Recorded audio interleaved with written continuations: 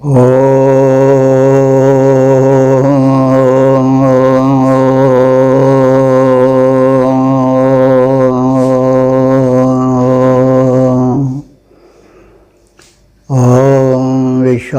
सवितरुदृतानि परासु यद्भद्रं तन्नयासु।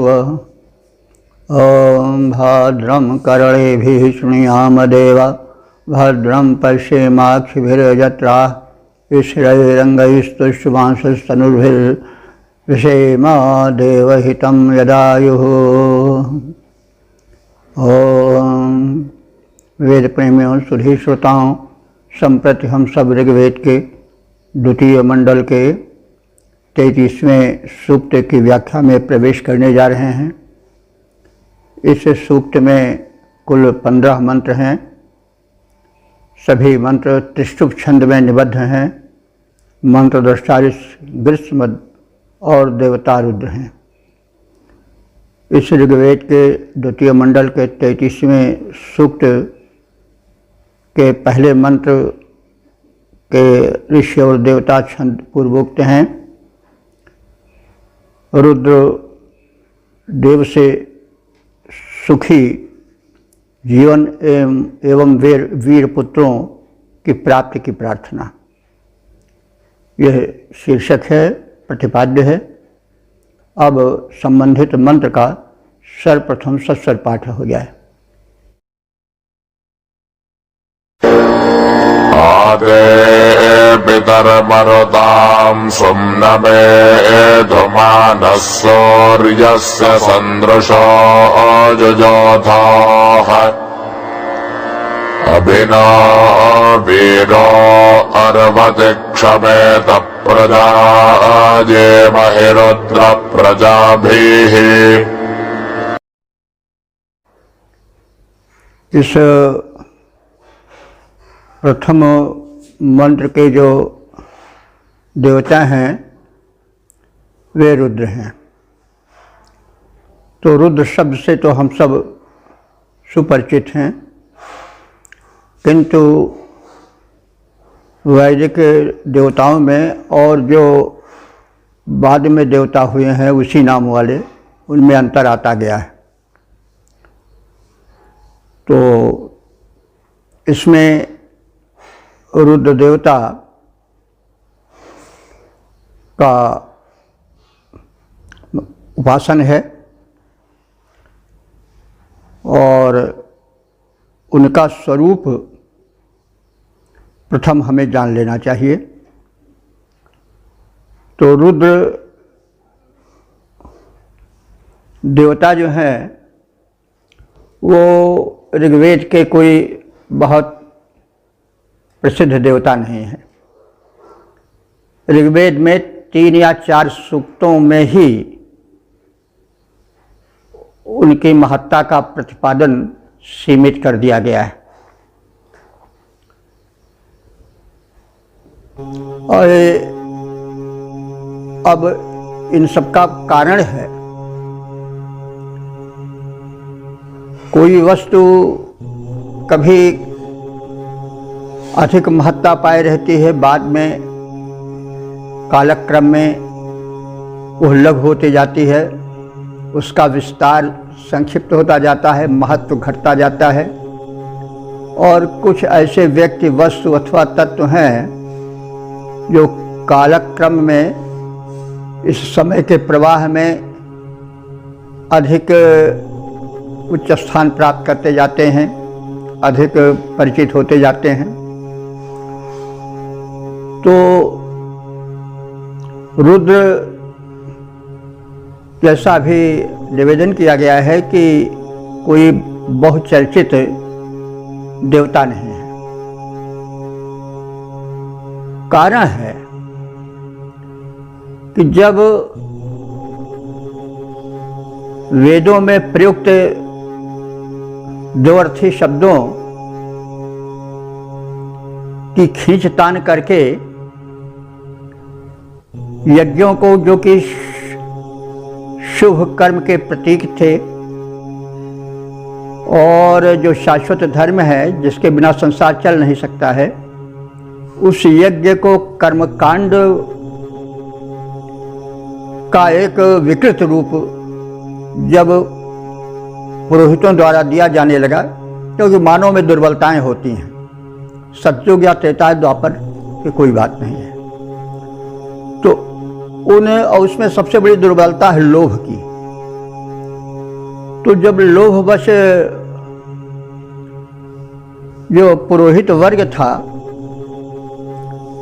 यज्ञों पर जिसका आधिपत्य था, वह जब वेदों में प्रयुक्त अर्थों का को खींच तान करके जो शुद्ध अहिंसा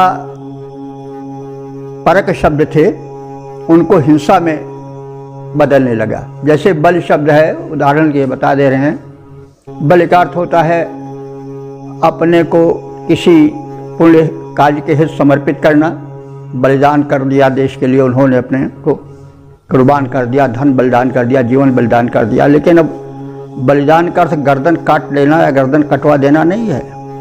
जैसे पिपील का बलि दी जाती है, चींटी को बलि दी जाती है, कौवे को बलि दी जाती है, तो उस बलि का अर्थ उसको मारा नहीं जाता है, बल्कि उसको कुछ भोजन दिया जाता है। मानवता के नाते को भी प्राणी है, उन्हें भी जीने का अधिकार है। तो इस प्रकार से शब्दों के खींचतान से जब वैदिक धर्म हिंसा परक हो गया, पशु वध से वह भर गया, मानव तक यूप में बांधे जाने लगे। बधार्थ तो उसके विरुद्ध प्रतिक्रियाएं हुई, क्योंकि हमारे यहाँ विचार स्वातंत्र रहा है शुरू से। तो प्रतिक्रिया स्वरूप अनेक विचार चलते रहे। समय आने पर जब राजा लोग उसमें कूद पड़े तो फिर एक बड़ा क्रांतिकारी परिवर्तन हुआ। जैसे गौतम बुद्ध जो थे, सिद्धार्थ, वो भी राजा के पुत्र थे। पार्श्वनाथ जो जैन धर्म के जो प्रचलन करने वाले थे, भी राजा ही थे। तो राजाओं महाराजाओं की बातें ज़्यादा प्रभाव डालती हैं। आज भी प्रधानमंत्री या कोई कह देता है कोई बात, तो लोग ज़्यादा उसको वचन देते हैं।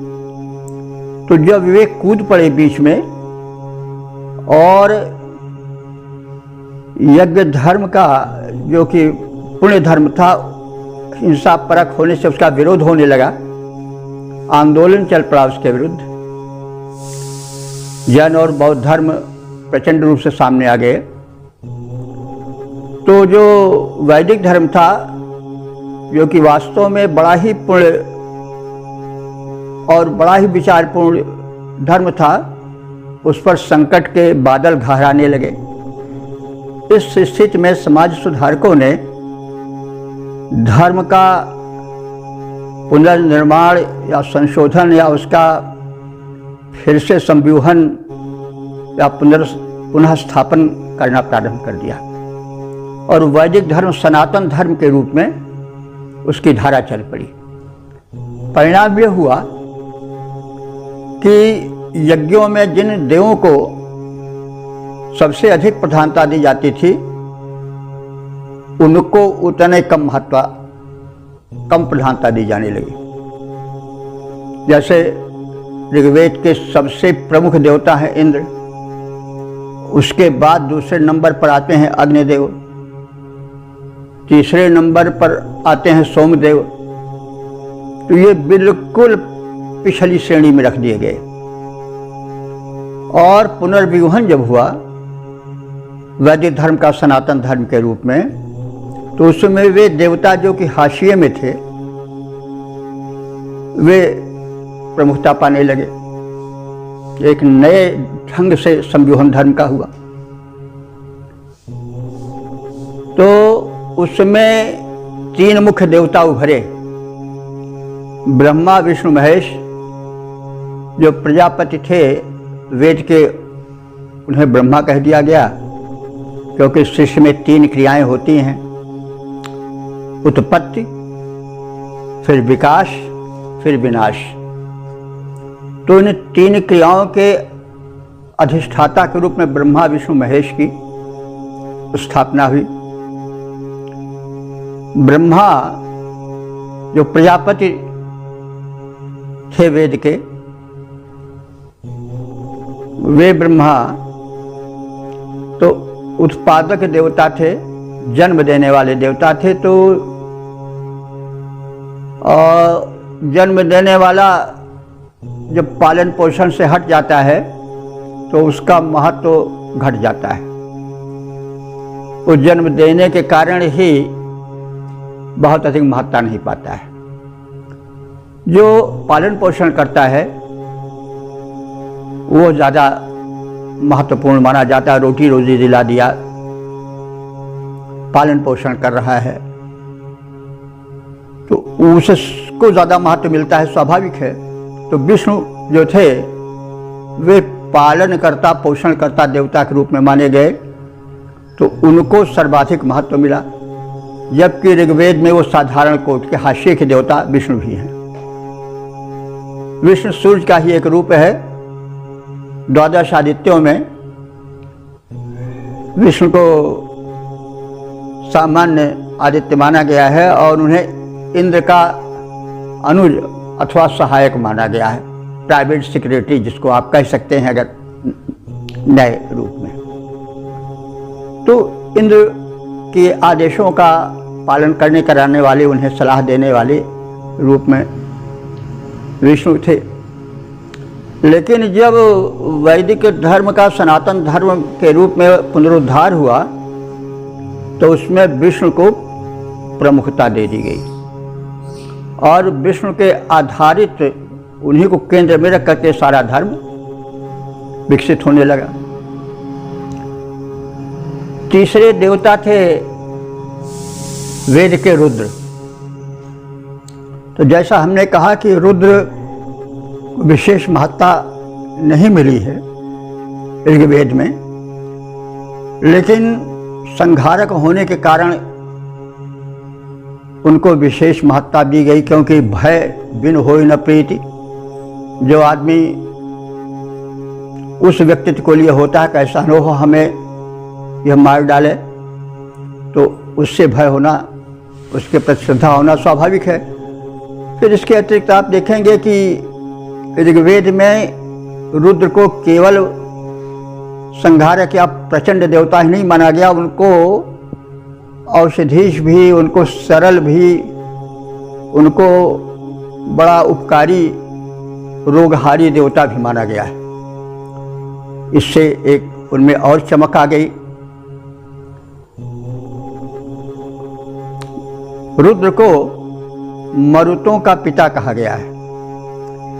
वैदिक धर्म में कुछ प्रत्यक्ष देवता हैं, जैसे सूर्य हैं, अग्नि हैं और वायु देवता हैं, पर्जन्य देवता हैं, पृथ्वी हैं। ये सब प्रत्यक्ष हैं। इनकी उपलब्धियों को हम देख रहे हैं प्रतिक्षण। लेकिन कुछ ऐसे भी हैं जो कि प्रत्यक्ष नहीं हैं, जैसे रुद्र हैं, लेकिन इनमें तमाम उन देवों का अंश विद्यमान है और उन्हें इस कोट में रखा गया है कि जैसे वो उनके नियामक हों। तो रुद्र सूक्त में रुद्र को मरुतों का पिता कहा गया है। मरुत के गण हैं, उनकी संख्या कुल 49 है। मरुत के विषय में हम पिछले सूक्तों में व्यापक प्रकाश डालते आ रहे हैं। तो समझने के लिए पिछले सूक्तों का भी दर्शन विचार आवश्यक है। तो उन्हें मरुतों का पिता कहा गया है और उन्हें औषधियों का नियामक भी कहा गया है। यह नया एक रूप है जो तो सब लोग नहीं जानते कि शंकर जी औषधियों को, या रुद्रदेव जो हैं औषधियों के भी स्वामी हैं। तो मतलब शिव में, मतलब शिव तो बाद में विकसित रूप हुआ, पहले रुद्र रूप ही है। शिव का भी वेदों में है वर्णन, लेकिन रुद्र रूप का प्रधान है। तो रुद्र में शिवत्व भी देखा गया, रुद्र में रोगहारी शक्ति भी देखी गई। और अनेक दैवी शक्तियों का समावेश उनमें देखा गया। तो रुद्र विविधि कठोर और कोमल गुणों के केंद्र के रूप में देखे गए हैं मंत्रों में। तो यह मतलब स्वाभाविक पहुंच या विवेचन है कि वह व्यक्तित्व तो ज़्यादा प्रभावशाली होता है जो सरल भी हो और कठोर भी हो। इसीलिए अवतारों में बहुत नम्रता भी दिखाई गई है, सरलता भी दिखाई गई है और कठोरता भी दिखाई गई है। राम के व्यक्तित्व में कहा गया है कि कालाग्नि सरसः क्रोधे क्षमया पृथ्वी स्म। राम क्रोध में कालाग्नि है, अगर क्रुद्ध हो गए तो फिर उनको रोक पाना कठिन है। लेकिन क्षमया पृथ्वी स्म, लेकिन क्षमाशील इतने हैं जैसे पृथ्वी है, धरती माता है, सब कुछ सह लेती है, सबका भार उठाती है। तो ये विरोधी गुण धर्मों के समावेश से व्यक्तित्व निखर जाता है। व्यक्ति क्षमाशील हो, उदार हो, दानी हो, शक्तिशाली हो, क्रोधी हो, लेकिन कोमल भी हो। तो ये गुण व्यक्तित्व में विशेष आकर्षण भर देते हैं। इसलिए हम देखते हैं वैदिक रुद्र में क्रोध भी है, प्रचंडता भी है। मरुद जो कि तूफान अंधड़ चक्रवात हैं, उनके पिता हैं, उनसे वे मतलब उनको शक्ति देते हैं। लेकिन वो बड़े भोले भाले भी हैं। शंकर जी का रूप भोला भाला भी कहा जाता है। चाहे जो उनको स्नान करा दे, चाहे जब जो, तो सरल हैं। तो ये सरलता और कठोरता दोनों का समागम व्यक्तित्व में एक विशेष आकर्षण भर देता है। तो रुद्र का यह दोनों रूप वैदिक मंत्रों में उभरा है।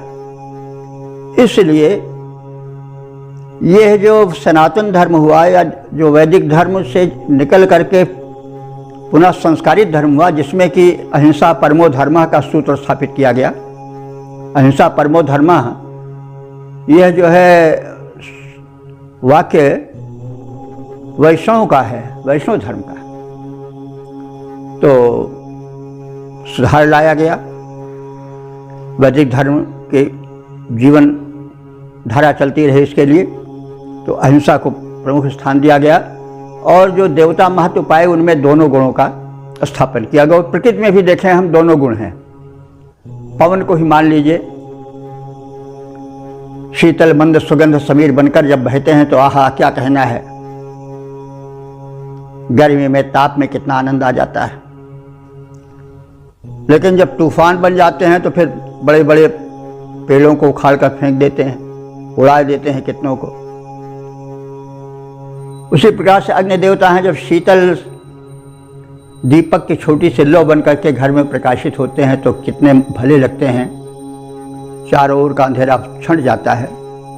लेकिन जब वही कालाग्नि बन जाते हैं, वही दावाग्नि बन जाते हैं, दावानल बन जाते हैं, ज्वालामुखी बन जाते हैं, तो फिर क्या कहना है, दूर से ही भय लगता है देखकर।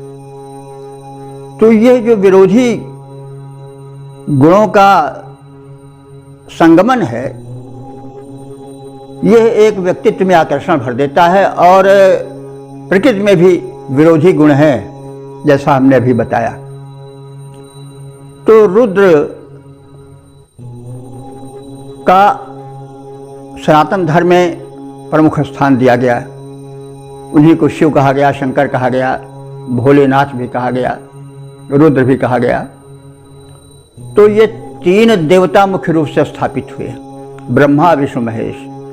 तो ब्रह्मा की महत्ता तो कम हो गई क्योंकि वो जन्म देने वाले हैं बस।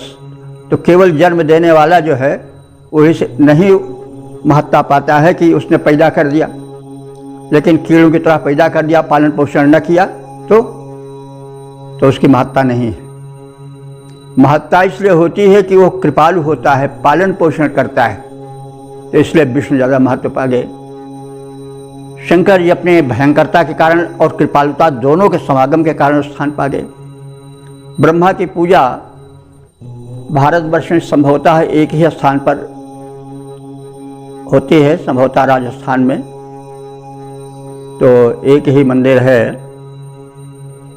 और ब्रह्मा की पूजा नहीं है। एक तो वो प्रजापति हैं, असुरों से भी उनका भाई, उनके वो मतलब पितामह है, प्रपितामह हैं।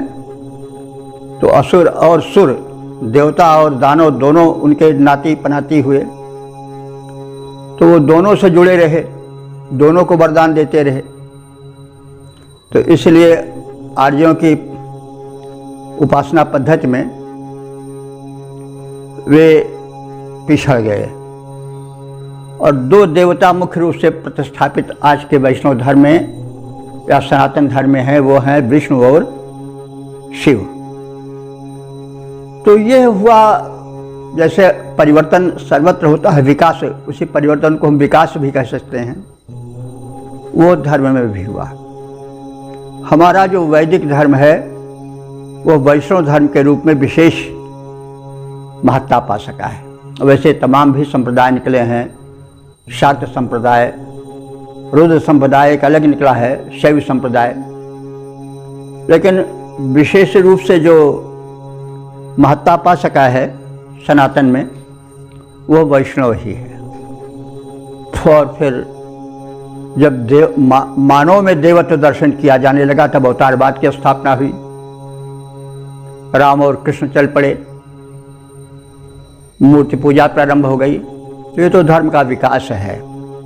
तो बहरहाल सारे धर्म, सारी विचारधाराएं हिंदुत्व की या सनातन की वो सब वेदों से ही निकली हैं।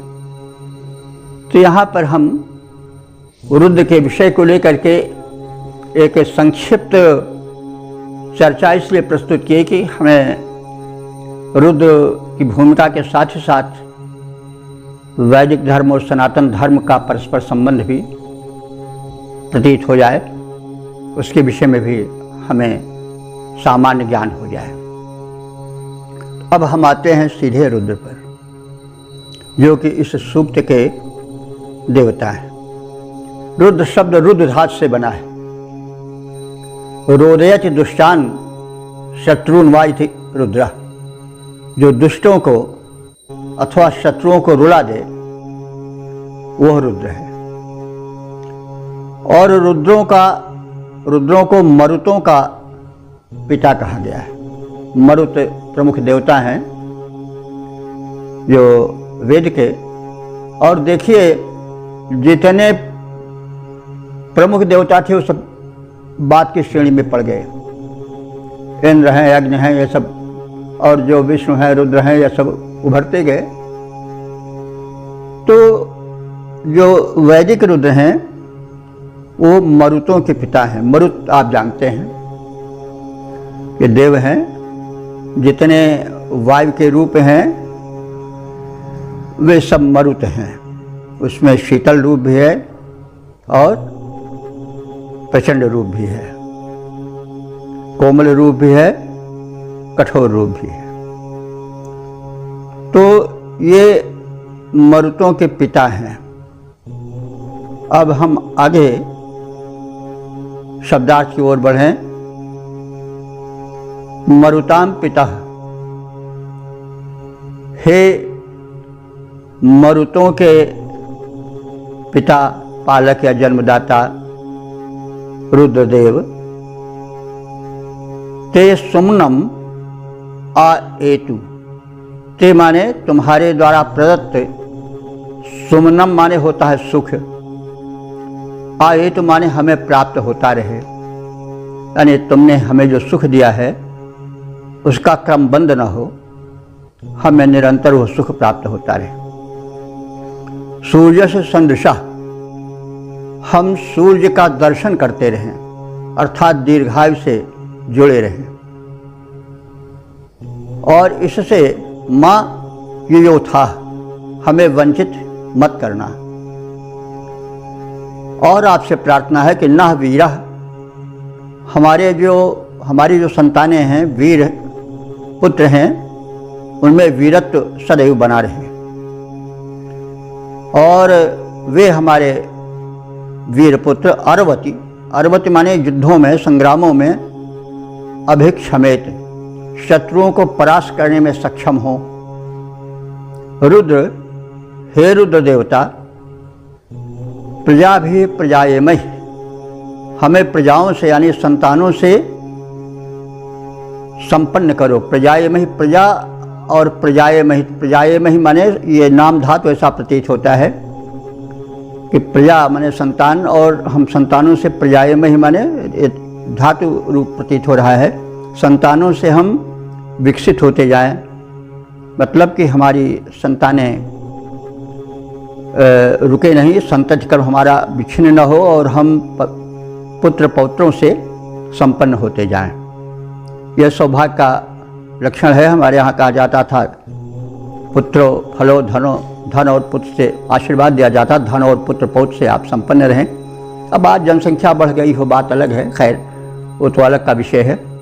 तो वैदिक युग में वीर पुत्रों की कामना की जाती था, युद्ध का युग भी था, असुरों से संग्राम छिड़ा रहता था। उस रूप में भी और शत्रु अनेक हैं, आध्यात्मिक क्षेत्र में काम, क्रोध, लोभ, मद, मोह, ईर्ष्या, डाह आदि सब शत्रु ही हैं। तो खैर इसमें वीर संतानों और वीर संतानों से भरे पूरे परिवार की कामना की गई है और कहा गया है प्रजा भी प्रजाएमहि, माने हम अपने संतानों से संतान वाले होते जाएं, यानी हमारा पुत्र परिवार विकसित होता जाए, हम समृद्ध होते जाएं। तो हे मरुतों के पिता रुद्रदेव, तुम्हारे द्वारा देय सुख हमको प्राप्त होता रहे, उसकी परंपरा क्षीण न हो। हमको सूर्य के दर्शन से वंचित मत करना, हमें दीर्घायु देना। हमारे वीर पुत्र युद्ध में शत्रुओं को परास्त करते रहें, योग्य संतानों से हमारी वंश परंपरा बढ़ती रहे, हम विकसित होते रहें, हमारी ख्याति का विस्तार होता रहे। यह आपसे विनम्र प्रार्थना है। पद रूपांतरण है मरुत पिता, मरुत पिता हे रुद्र, देय सुख तेरे पाते जाएं, हम रवि के उपयोगी दर्शन से न दूर हो पाएं। वीर पुत्र हों जो कि युद्ध में अरि को मार भगाएं, वंश बढ़े ऐसे पुत्रों से यश प्रशस्त फैलाएं।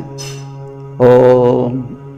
वेद प्रेमियों, सुधी श्रोताओं, संप्रति हम सब ऋग्वेद के दूसरे मंडल के 33वें सूक्त के दूसरे मंत्र की व्याख्या में प्रवेश करने जा रहे हैं। मंत्र दृष्टा ऋषि हैं गृत्समद, देवता रुद्र और छंद त्रिष्टुप है। प्रतिपाद्य है स्वस्थ 100 वर्षों वाले जीवन की कामना। अब संबंधित मंत्र का सर्वप्रथम सस्वर पाठ हो जाए।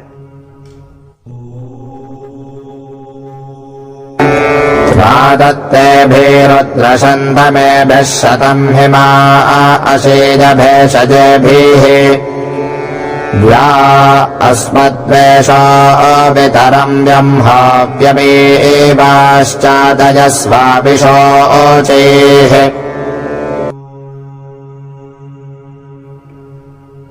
इस दूसरे मंत्र में रुद्र का औषधि स्वरूप उजागर है और स्वस्थ रोगहीन वंश परंपरा की प्रार्थना है। यह शिव का एक कुछ कम परिचित रूप है। औषधियों के स्वामी होने का वैद्य रूप उनका इसमें प्रकाशित किया गया है।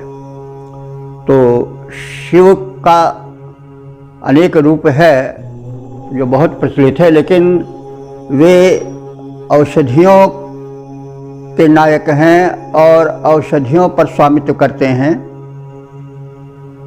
अच्छे वैद्य हैं। इसकी चर्चा कम सुन पड़ती है और हम औषधि के रूप में, औषधियों के स्वामी के रूप में चंद्रमा को तो भले औषधि रूप में जानते हैं, लेकिन शिव को कम जान पाते हैं। हमारे मन में भी यह विचार उठता रहता था लेकिन एक मंदिर है, शायद कहीं इधर उड़ीसा में या किसी स्थान पर है, निश्चित हम नहीं कह सकते हैं, लेकिन एक वैद्यनाथ मंदिर है। वहाँ शिव का वैद्य रूप जो वैदिक है वो स्थापित है। और वैद्यनाथ जो एक ये आयुर्वेद का संस्थान है वो इसी आधार पर चला है। वैद्यनाथ का आप देखें, पंचांग देखें, आज दवाएं देखें तो उसमें शिवलिंग के वो हम देखते हैं।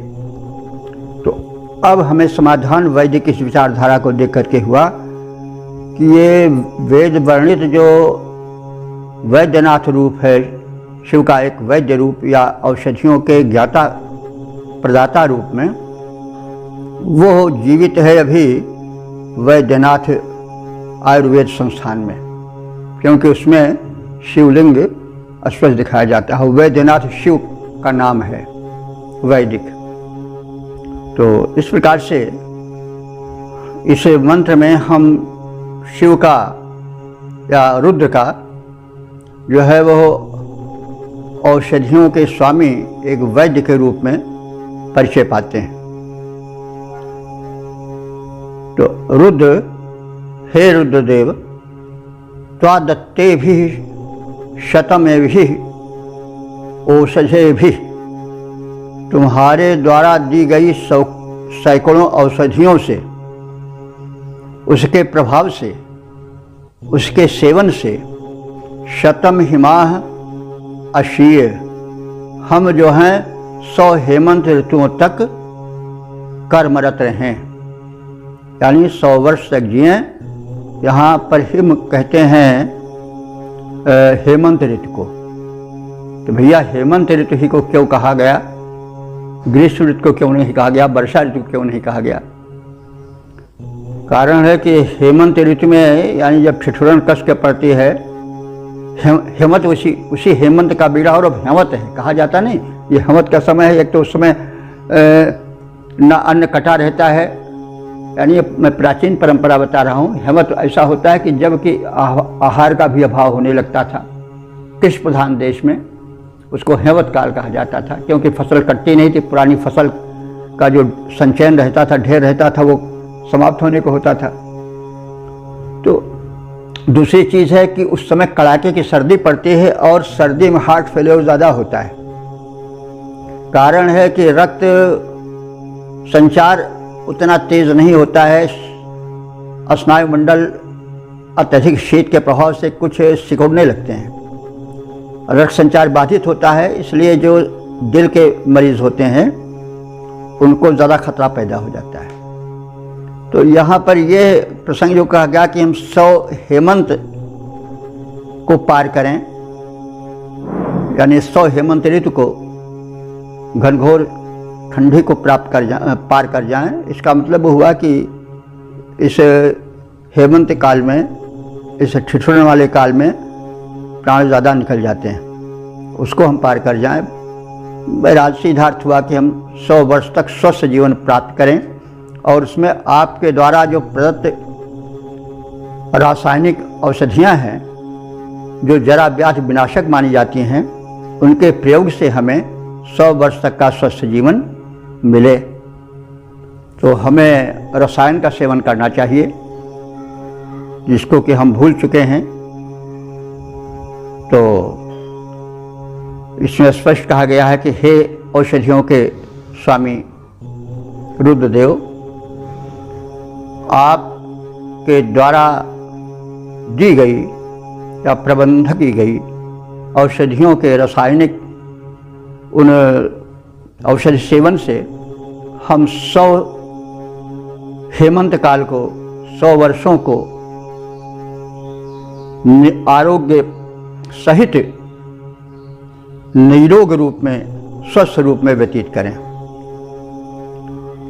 अस्मत् द्वेषः वितर, और देखिए एक बात और पते की कही गई, अस्मत् माने हमसे जो द्वेष हैं, द्वेष भावनाएं हैं, वो वितर माने बिखर जाएं, नष्ट हो जाएं। देखिए द्वेष आदमी की बड़ी कमजोरी है, वो दूसरे की समृद्धि को देखकर जलने लगता है, या किसी कारण से गुणों को देख करके या उत्कर्ष को देख करके जलन भी होती है, वो बड़ी खतरनाक होती है। कारण है कि जो अंतःस्रावी ग्रंथियां हैं, जिसको हम ग्लैंड्स कहते हैं, जब क्रोध होता है, ईर्ष्या होती है, द्वेष होता है, घृणा होती है और दुर्गुण यानी जो दुर्विचार हैं वो आने लगते हैं, काम क्रोध लोभ मद मोह ईर्ष्या द्वेष आदि के, तो जो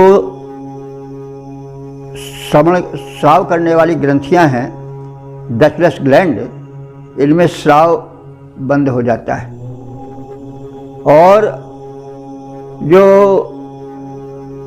स्वास्थ्य हेतु शरीर में तत्व निकल रहे थे, स्राव हो रहा था, उनमें क्षीणता जाती है। तो मनुष्य ईर्ष्या से, द्वेष से, इनसे क्षीणायु भी होता है। जो मनुष्य उदार विचार के होते हैं, संयमी होते हैं, वे दीर्घायु प्राप्त करते हैं। तो इसलिए मन का स्वस्थ होना आवश्यक है और मन मैला द्वेष भावना से बहुत होता है और हम मनोरोगी बन जाते हैं। पहले मन बीमार होता है, तब तन बीमार होता है। स्वस्थ होने के लिए मन का स्वस्थ होना बहुत आवश्यक है।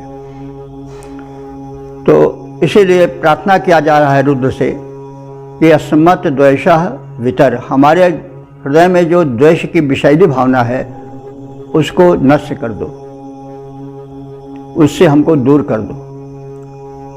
अंघा भी, अंघा माने पाप, पाप से भी हमको दूर करो, क्योंकि पाप पीड़क होता है।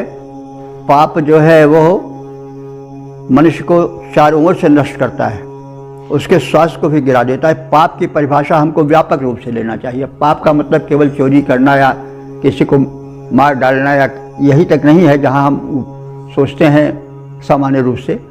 पाप प्रतिपद प्रति क्षण होता रहता है और पुण्य भी वैसे होता रहता है। जैसे पाप, हम अगर जो प्रकृति ने आहार हमारे लिए बनाया है उसके विरुद्ध जब हम विरुद्धाहार लेने लगते हैं, जिह्वा के वशीभूत होकर के खाद्य सब खाने लगते हैं, तो वो भी पाप है, क्योंकि जिह्वा आचार है। हम जीव के गुलाम बन गए, जो पाए वो संत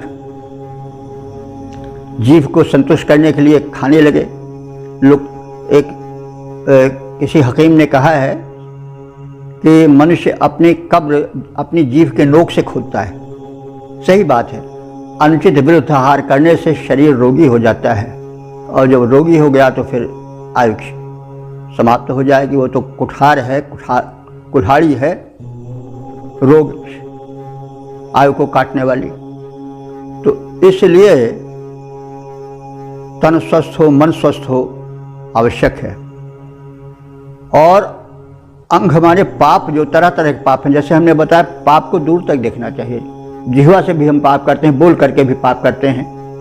गलत हम बोलेंगे, गलत खाएंगे, गलत डोलेंगे तो परिणाम होगा कि उसका रिएक्शन, प्रतिक्रिया गलत होगी, उसका गलत प्रभाव हमारे जीवन पर पड़ेगा। इसलिए हम अंग माने, अंग संस्कृत में, वैदिक संस्कृत में पाप को कहते हैं। इसलिए पाप से हम दूर रहें।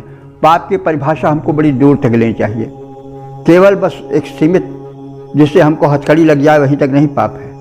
पाप की बड़ी, जो हथकड़ी से छूट जाता है और लेकिन पाप करता है वो प्रकृति द्वारा दंडित होता है।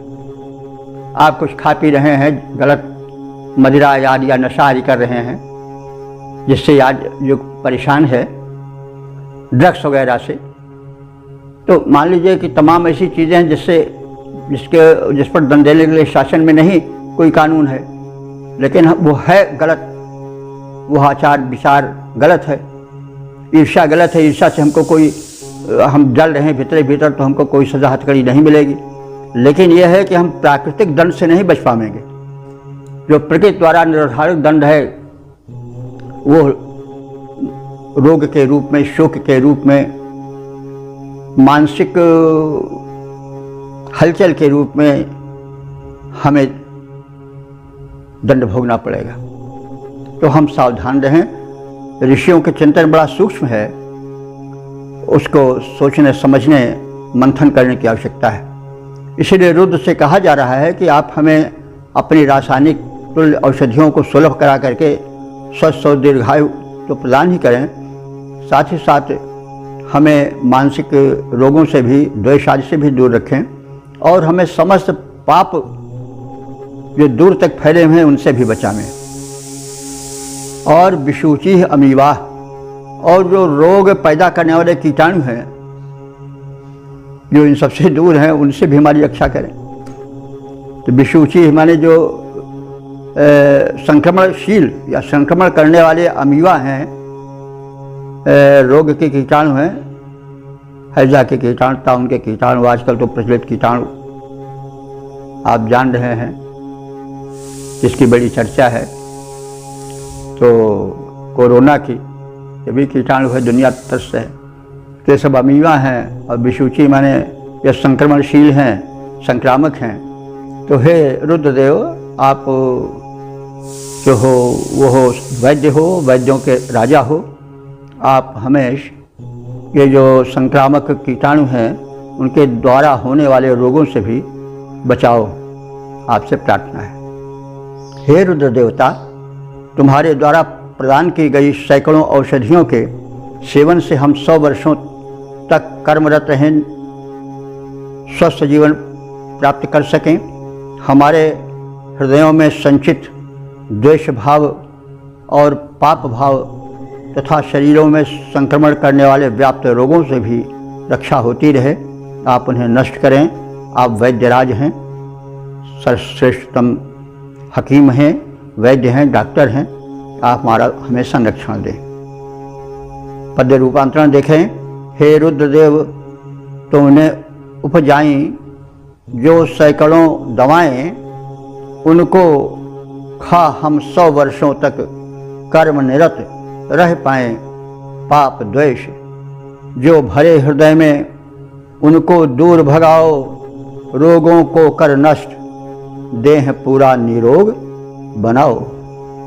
तो जैसा कहा गया है, पाप द्वेष दुर्भावना से रोग उत्पन्न होते हैं। वे औषधियाँ जो आरोग्य आयुष्य प्रदान कर शतायु बनाती हैं, उन पर शोध होना आवश्यक है, क्योंकि लोग आजकल अंग्रेजी दवाओं पर ही दौड़ते हैं जो कि रोग को दबा देती हैं, शरीर को पूरा स्वस्थ नहीं बना पाती हैं। तो ऐसी रासायनिक औषधियाँ हैं, उनके प्रयोग के लिए उचित वातावरण होना चाहिए। ओम वेद प्रेमियों, सुधी श्रोताओं, संप्रति हम सब ऋग्वेद के दूसरे मंडल के 33वें सूक्त के तीसरे मंत्र की व्याख्या में प्रवेश करने जा रहे हैं। मंत्र दृष्टा समध हैं, देवता रुद्र और छंद त्रिष्टुप है। प्रतिपाद्य है पाप रहित जीवन की चाह।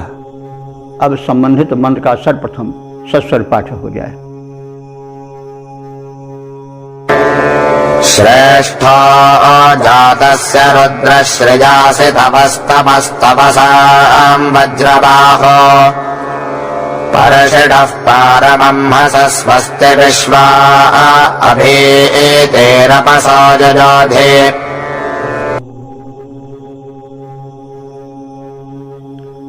इस तीसरे मंत्र में रुद्रदेव से पापों से दूर पवित्र जीवन बिताने की प्रार्थना की गई है।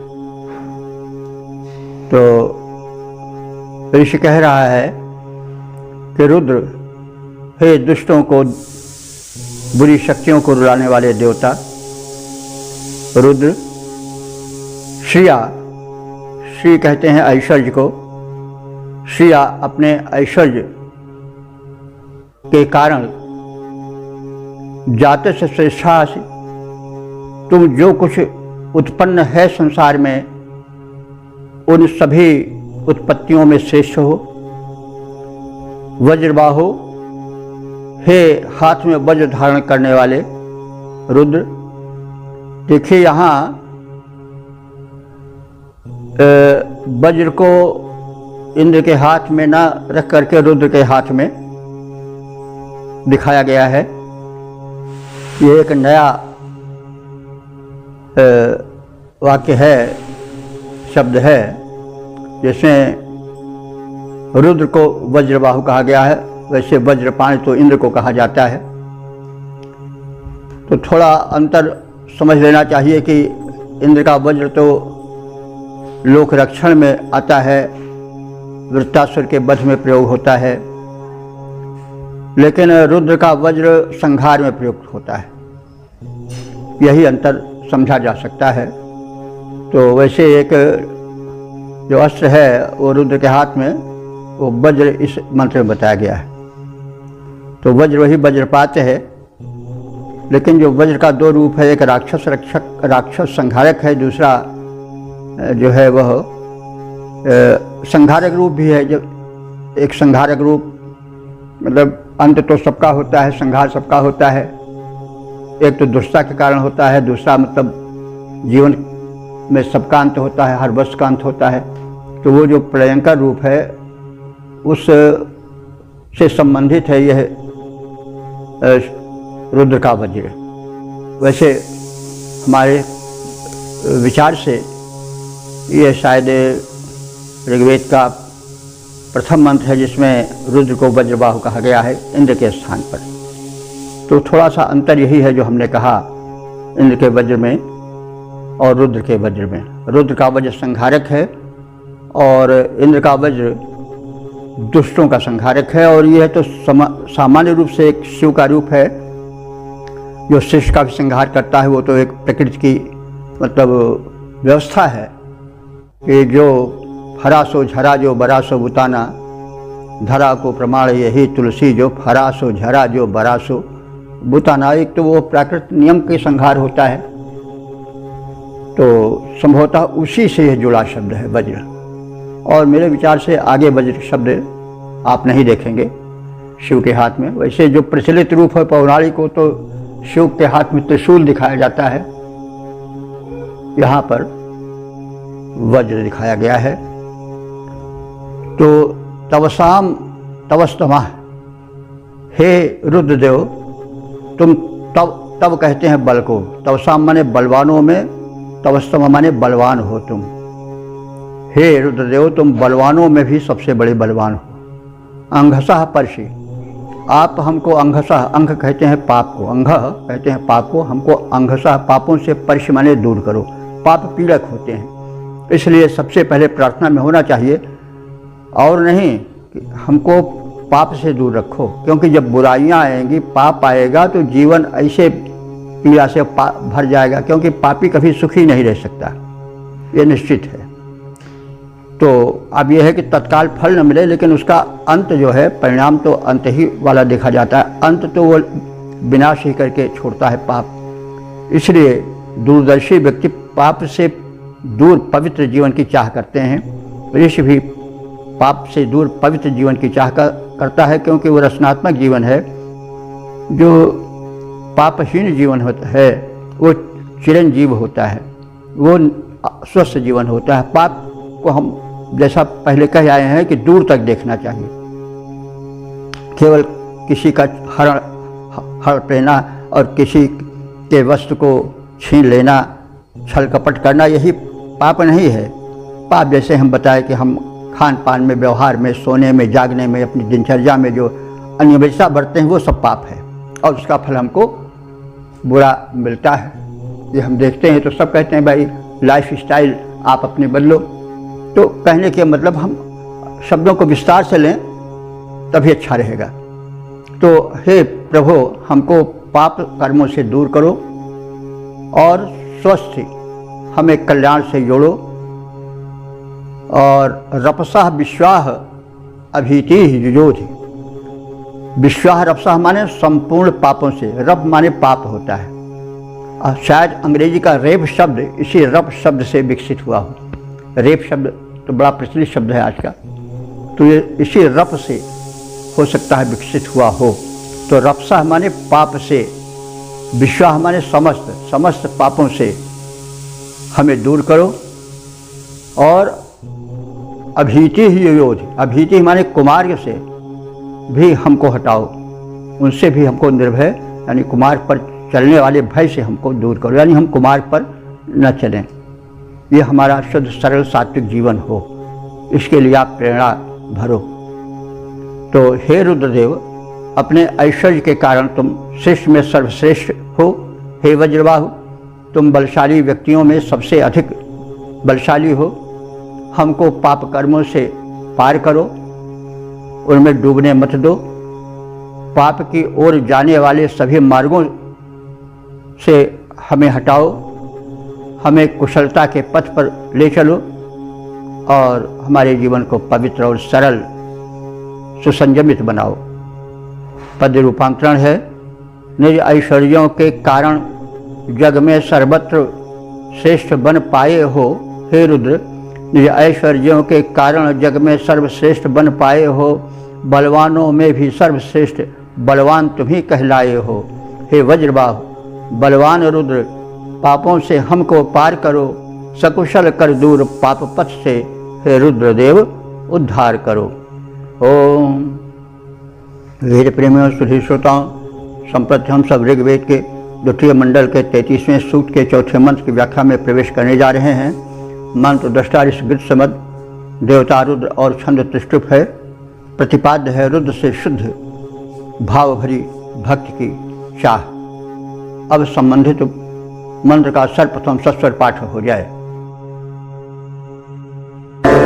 मात्वा रुद्र शुक्रधा भानमा अभिरमा दुष्टदेव वृषभमासहोति उन्ना अभिरां अर्पज भेषजे भर्भिषक्तमन्दा भेषजां शृणोमि।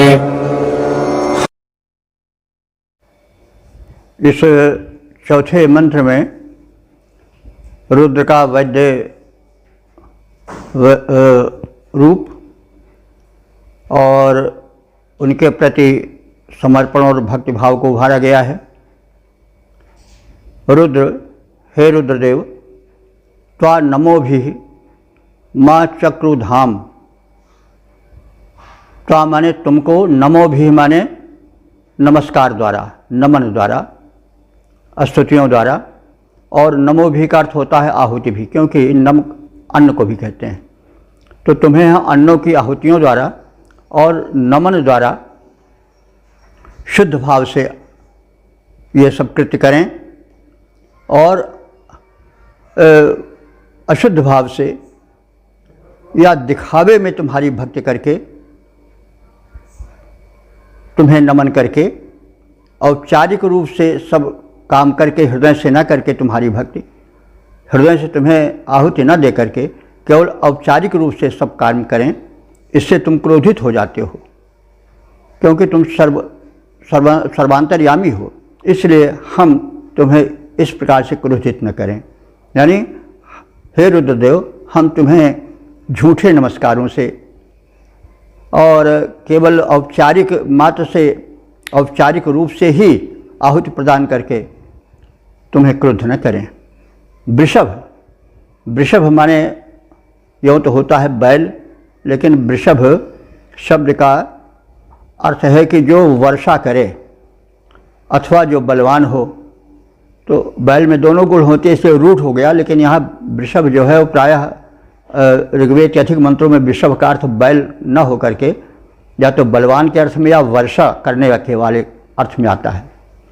वृष वर्षा, और वृष माने बल, बल भी होता है। तो हे इंद्र, तुम बलवान हो, अथवा काम, हे रुद्र, तुम बलशाली हो और तुम वृषभ भी हो, यानी कामनाओं की वर्षा करने वाले, पर्याप्त मात्रा में उन्हें देने वाले हो, इसलिए तुम वृषभ हो। और दुष्टि माँ, हम तुम्हें बुरी स्तुतियों से क्रुद्ध न करें। सहूति माँ, साधारण स्तुतियों से, सहूति ऊति माने रक्षा होता है, और सहूति माने वे मंत्र जो कि साधारण हैं उनसे, उनका ही हम तुम्हारी उपासना में प्रयोग न करें। यानी हम विशिष्ट मंत्रों से, भाव भरे मंत्रों से तुम्हारी उपासना करते रहें, तुम्हारा आवाहन करते रहें। भेषजे भी नह वीरान उत अर्पय। भेषजे माने दवाओं द्वारा, औषधियों द्वारा। तुम औषधियों के ज्ञाता हो, वैद्य रूप हो, इसलिए तुम हमारे वीरान माने वीर पुत्रों को भी औषधियों से आरोग्य प्रदान करो उन्हें बलवान बनाओ।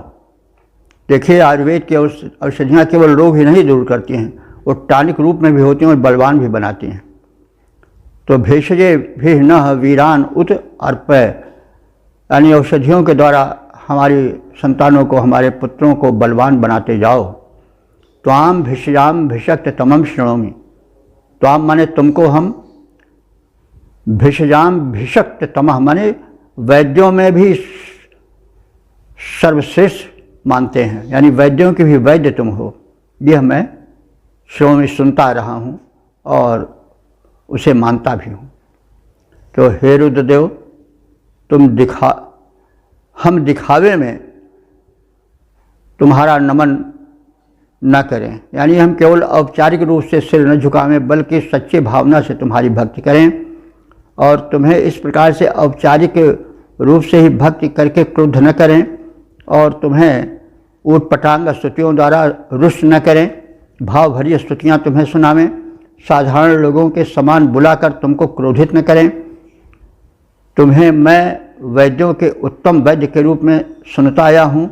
उत्तम औषधियों द्वारा हमारी संतानों को बलवान बनाओ, ये आपसे प्रार्थना है।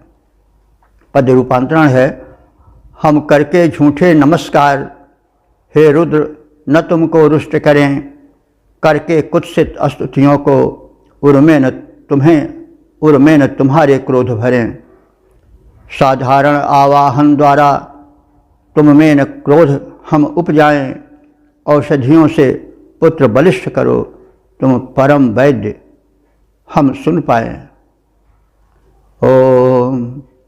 वेद प्रेमियों, सुधीर श्रोताओं, संप्रति हम सब ऋग्वेद के दूसरे मंडल के 33वें सूक्त के 5वें मंत्र की व्याख्या में प्रवेश करने जा रहे हैं। मंत्र दृष्टारिष ग्रीष्मद देवता रुद्र छंद त्रिष्टुप है। प्रतिपाद्य है भाव भरी स्तुतियों से रुद्र को प्रसन्न करने की कामना। अब संबंधित मंत्र का सर्वप्रथम सस्वर पाठ हो जाए। हवेमभिर्हवतेजो हविर्भिरवस्तमेभिरुद्रं दिशेयात् रुदोदरस्व हवमानो अस्यै बभ्रस्व शिप्रो रेरधन्मनादि।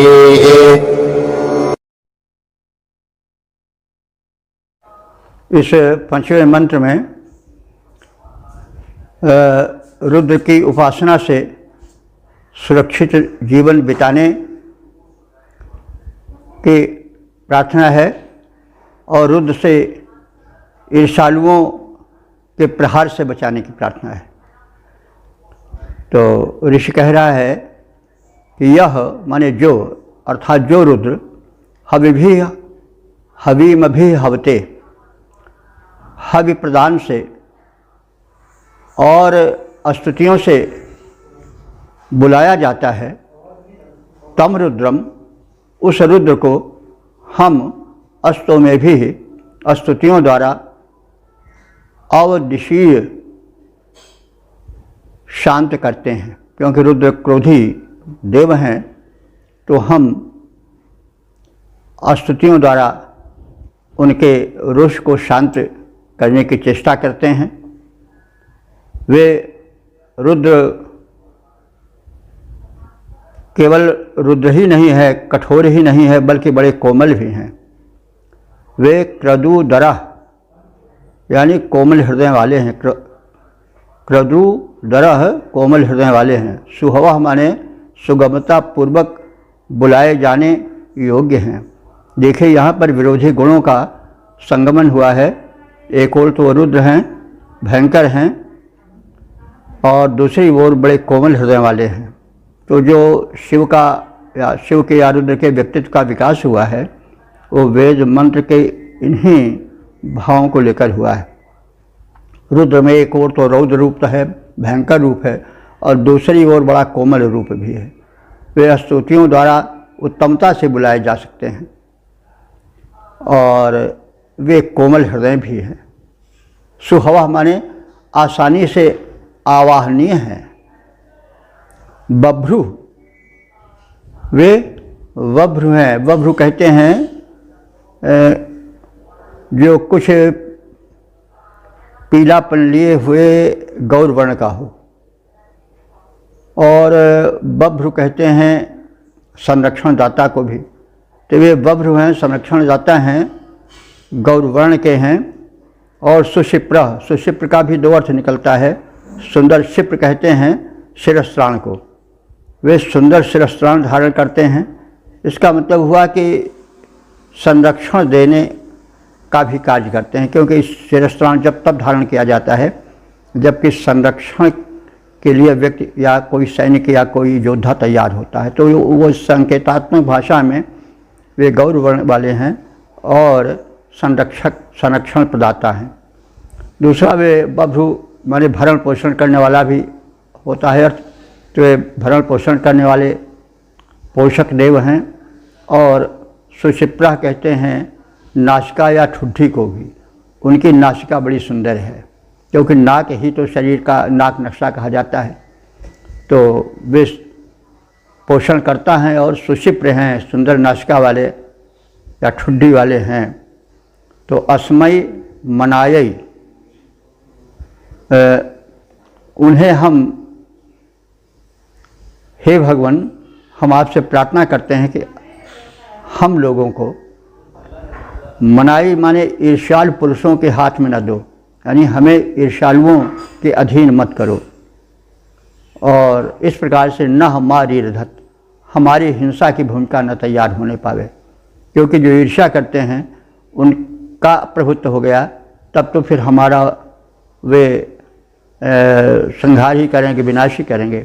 इसलिए ऋषि कह रहा है कि हे भगवान, आप ऐसा वातावरण न बनावें कि हम ईर्ष्यालुओं के संपर्क में आवें, जो कि हमारे उन्नति को देख करके जलन करते हों और हमारे लिए वे स्थान स्थान पर कष्ट के जाल बुनते हों, हमारे प्रगति में बाधक बनते हों। इसलिए आप कृपा करके हमें ईर्ष्यालुओं के जाल से, उनके अधीनता से, उनके संसर्ग से बचाओ, क्योंकि वे हिंसक हैं और न हमारी रधत, हमें उनके हाथों हिंसित न होने दो, कष्टित न होने दो। तो जिस रुद्र को बहुविध हव्यानों और स्तुतियों द्वारा आवाहित किया जाता है, उस रुद्र को मैं भाव भरी स्तुतियों द्वारा शांत कर प्रसन्न करता।